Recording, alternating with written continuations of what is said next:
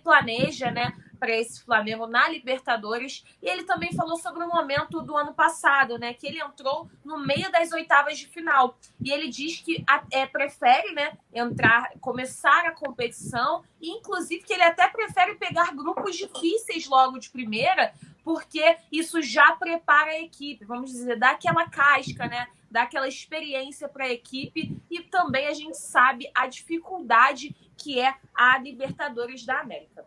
Além disso, o Ceni também falou sobre uma coisa importante. Ele falou sobre a questão do Ilharão na zaga. Então, o Rogério Ceni, ele falou sobre a questão tática da equipe, sobre a escolha que ele faz sempre quando escala o Ilharão, né? O porquê dele colocar o Ilharão na zaga.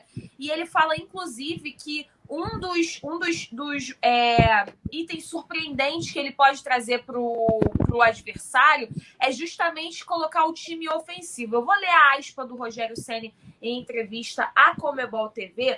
Ele diz o seguinte: todos têm que compreender o sistema de jogo e não necessariamente têm que ocupar a sua posição de origem. Ele diz que o time pode surpreender o adversário, por exemplo, quando um zagueiro se aventura no ataque, como acontece com o Rodrigo Caio. A gente já viu o Rodrigo Caio avançando, o próprio Ilharão. Tudo que sai do padrão é o que pode surpreender. Ele diz que tenta fazer com que os jogadores consigam entender mais do que uma posição, que os jogadores consigam jogar além da posição de origem que eles têm, né? Que eles estão designados. O Arão recuado para zagueiro, mas se ele sair para volante e o Diego Ribas precisar ficar de zagueiro durante 30 segundos, 1 minuto, eu não vejo problema nenhum. Bom, eu li até os comentários da postagem, né, que a gente repercutiu essa fala do Rogério Ceni no Instagram, e muitos torcedores reclamaram, falando sobre a questão de trazer o time trazer um pouco de confusão para o time do Flamengo, não ter o Ilharão numa posição fixa e ter o Ilharão subindo enquanto o Diego Ribas tem que descer. Então, assim, eu vi comentários diversos. Vou dar a minha opinião, e aí eu também aceito, claro que eu quero ouvir o Felipe Fontoura, que adora uma treta, né? A gente sabe que ele gosta de uma treta, e eu tenho certeza que ele vai me contrariar. Mas eu acho...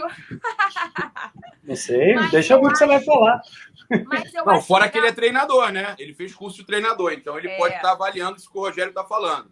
Vamos ver. Eu acho interessante quando o Rogério diz que ele quer que os jogadores entendam além da posição que eles têm de origem. Eu acho que isso traz uma experiência e uma bagagem para o jogador, e isso pode, e muitas vezes, ser uma peça-chave, né?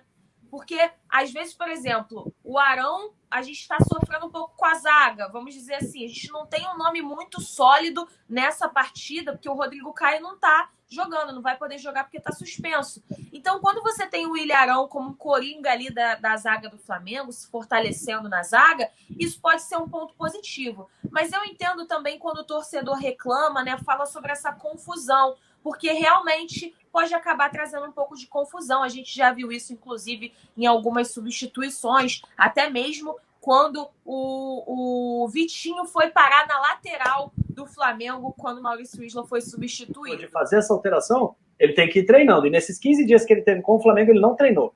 Ele não treinou o Arão de volante em nenhum momento. Ele o Arão é zagueiro. O problema não é a peça. Aqui é aquela questão que a gente fala sempre. Não é a peça, Arão. O Arão não funcionou nos últimos jogos, porque nada funcionou. Velho.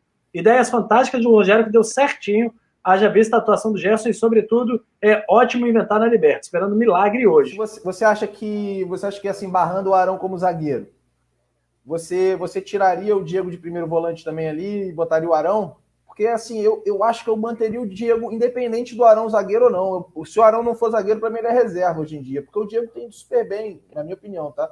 O Diego vem jogando bem. Mas aí tá a questão do Everton, cara. Ribeiro que não tá bem, que a galera tá falando. Tem que tirar o Everton Ribeiro, entendeu? Mas será que para tirar o Everton é melhor botar o Pedro? Né? Cara, é muita mudança junta. É isso que eu tô falando assim. Sim, se eu fosse tirar o Everton Ribeiro hoje, Felipe, eu botaria o Pedro. Eu jogaria com Pedro e Gabigol. Eu não ia tirar ele para botar o Diego Ribas no lugar do Everton Ribeiro. Eu acho que o time consegue jogar com o Gabigol caindo para a direita. Acho não, tenho certeza que o Gabigol joga muito bem caindo pela direita, e o Pedro é o melhor centroavante, é o único centroavante do Brasil. Hoje, se você tem um centroavante, cara que joga na área e não erra, esse cara é o Pedro, no Brasil. Ele é melhor que Firmino, é melhor que Richarlison, O Pedro é o cara hoje do Brasil, tá? E é o banco do Flamengo. Então, eu jogaria com Pedro e Gabigol. Mas aí é o seguinte, gente, se o Ceni muda muito... jogar. Ô, Felipe, se o Ceni pega e muda tudo hoje também, tudo que estão querendo que faça, e dá errado, vão falar o quê? Caraca, o cara fez essa mudança toda no jogo da Libertadores, por que não fez dois jogos? Sempre vai ter uma... Bicho, é certo que vai dar errado. Se ele hoje trocar as 4 peças, hoje, sem treino, é certo que dá errado. Não tem mistério. O que acontece, cara, é que as pessoas acham que é só trocar o Willian Arão pelo Bruno Viana. Não é isso, irmão. O que deu errado não é o Willian Arão na zaga. O que deu errado é todo o sistema de marcação do Flamengo. O Flamengo parou de pressionar lá em cima, como pressionou contra o Madureira e contra o Bangu, e aí, como ele para de pressionar lá em cima e para de pressionar o cara que tem a bola, o portador da bola, o Flamengo, quando ele marca a saída, ele não tá marcando com agressividade o cara que tem a bola. Então, o cara que tem a bola pensa. Você deixa o cara pensar e o time tá espaçado. Essa é a questão, porque o Diego Ribas e o Gerson são 2 caras para combate lá em cima. Se deixar esses 2 malucos darem combate lá atrás, o time do Flamengo fica desguarnecido. Se der o combate lá em cima, a gente domina o jogo e ganha. É isso, independente da peça que vai estar na zaga. Aí os caras que estão nessa peça da zaga, eles vão praticamente jogar no meio de campo, como foi contra o Madureira e contra o Bangu, que a gente ficou encantado aqui e elogiou. Porque o Arão joga no meio como poucos, e aí ele estava jogando no meio, porque a linha de defesa estava no meio. Essa é a parada. Agora, se você bota o Arão na zaga, e aí é o erro, você bota o Arão na zaga e joga com o time todo recuado, dando espaço para o adversário, aí o Arão não está na posição certa. Essa é a questão, não é o Arão na zaga. Né? Claro, óbvio. É como o time joga, como o time se porta, como o time ele se desenha em campo. Essa é a questão. E eu acho, velho, eu tenho a sensação que o Rogério sabe fazer o time jogar direito. É uma sensação.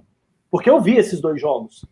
Sacou? A gente ficou encantado aqui. A gente voltou depois desses 2 jogos contra o Madureira e contra o Bangu, dizendo, opa, estamos vendo aí um belo... Você falou, eu sou eu já amo o Ceni. Total, né? Eu já amo o Ceni, nunca critiquei. Então, ele tem que fazer isso. O que não pode é ser covarde. O que não pode ser covarde, irmão. Não pode contra o Bangu e contra o Madureira você ter uma postura ofensiva, contra o Vasco você ter medo e fazer um time diferente. Não pode. É isso que o torcedor fica... Muita diferença para ele ser campeão, que tratando de Flamengo, né, e falando sobre o Flamengo, que ele sempre tem que pensar em chegar à final e ser campeão. E ele disse que o jogo da Libertadores, uma noite da Libertadores, é sempre também muito especial. Ele também citou o título de 2019, a repercussão, né, do título do Flamengo em 2019, e também falou sobre o Gabi. Eu achei essa fala do Rogério Ceni importante sobre o convívio com o Gabigol, porque a gente já viu algumas vezes os dois discordando, até mesmo quando o Ceni substitui o Gabi, a gente já viu o Gabi reclamando com o Ceni, e tem muito essa questão de, será que os dois se dão bem? Será que os dois têm um bom convívio? E o Rogério Ceni, em entrevista à Comebol, falou sobre essa situação, né, sobre esse relacionamento que ele tem com o Gabi, e até um gancho para a gente puxar para a nossa outra pauta sobre o Gabi, camisa 9 do Flamengo. O Ceni disse o seguinte, ele quer jogar sobre o Gabigol, ele quer jogar toda hora, todos os jogos. É de fácil convívio todos os dias, cara bom, alegre, nunca viu o Gabriel chegar de cara feia, sempre de bem com a vida. Ele é o artilheiro do século do Flamengo, é importantíssimo para nós, gols importantes em competições importantes. Ele é o cara de movimentação extrovertido demais e que traz uma energia muito boa ali para o elenco do Flamengo. Então, é importante a gente também ter essa declaração do Ceni, porque mostra que mesmo que os dois possam discordar em algum momento, né, o que é também normal.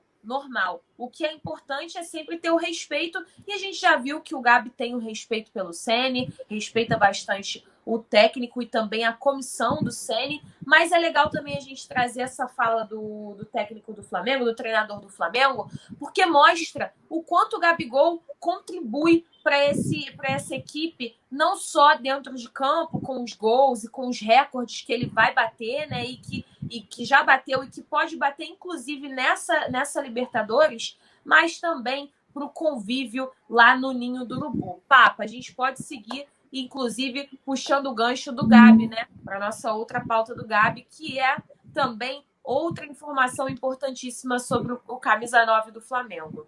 Pois é, o Gabi pode estar... E aí, Nando e Felipe, o Gabi hoje pode estar iniciando a caminhada para bater 2 recordes de uma vez só. O número de partidas do Zico na Copa Libertadores, né? Eu vou passar para vocês aqui. O Gabi já começa essa Libertadores estando na cola, na bota do Zico, literalmente, né?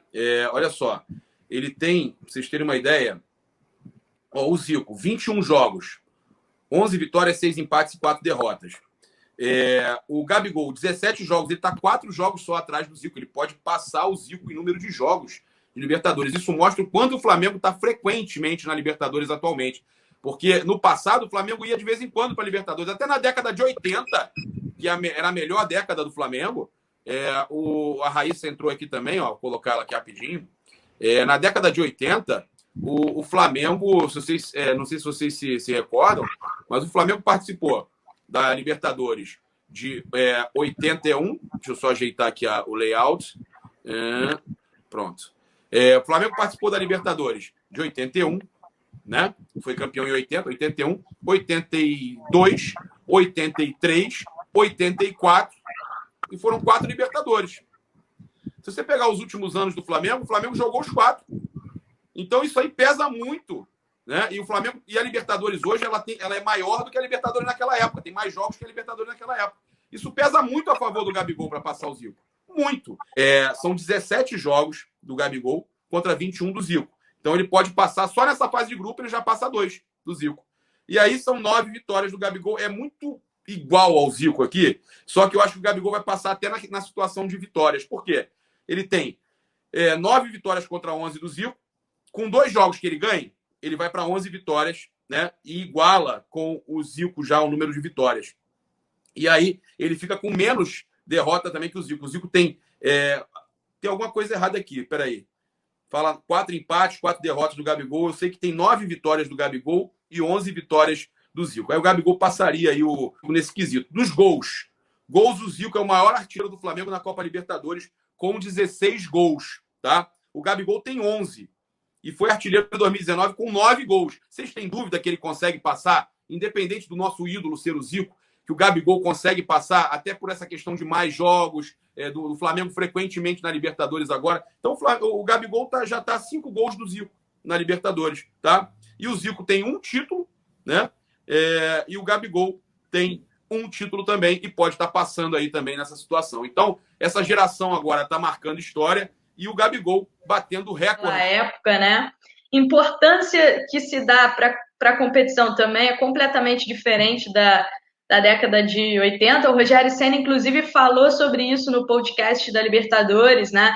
Ele disse que realmente na década de 80 teve o título do Flamengo, o título do Grêmio, mas os brasileiros não davam tanta importância assim para a Libertadores, jogavam outras competições mais prontos, né? Davam o campeonato estadual tinha mais peso, uma série de coisas.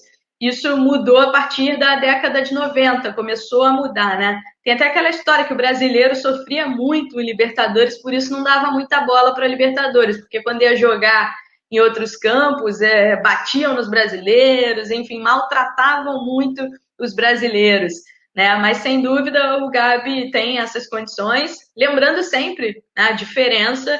E outra, o Gabi é camisa 9, né? O nosso Zico era meio campista, camisa 10, enfim, tem aí as suas diferenças, mas são 2 jogadores com peso apenas números, enorme. Né, Raíssa? Apenas números que a gente está passando. Claro, apenas números, né? Tem todo um contexto, a situação tem todo o contexto, mas são 2 jogadores que têm um peso enorme. O Zico tem um peso enorme para todas as gerações.